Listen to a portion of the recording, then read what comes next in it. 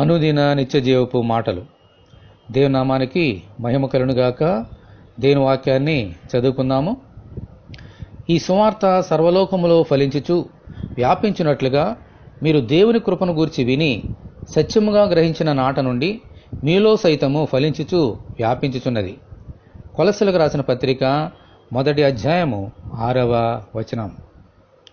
మన ప్రభువైన యేసుక్రీస్తును గురించిన సువార్త ఈ లోకములో విత్తబడిన నాట నుండి ఈ రోజు వరకు 30దంతులుగా, 60దంతులుగా, 100ంతులుగా ఫలిస్తూ ఇంకా వ్యాపిస్తూనే ఉంది. దేవునికి స్తోత్రము, హల్లెలూయా. అదే సువార్త కొలస్సే సంఘంలో కూడా వ్యాపించి ఫలించి అభివృద్ధి చెందింది. దానికి కారణము వారు దేవుని కృపను గురించిన సువార్తను సత్యముగా గ్రహించారు కాబట్టి.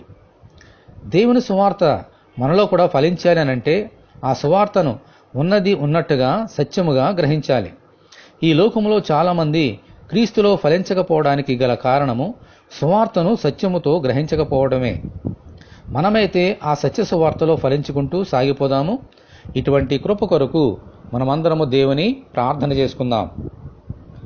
ప్రభువా, సత్యమైన సువార్తను మాకు ఇచ్చినందుకు మీకు వందనములు.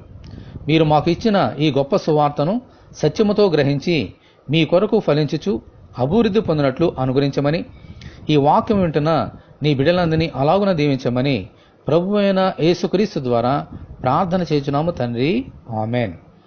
ప్రభువైన యేసుక్రీస్తు కృప మనకందరికీ తోడే ఉండి నడిపించునుగాక, ఆమేన్. పరిశుద్ధ దేవుని మందిరం.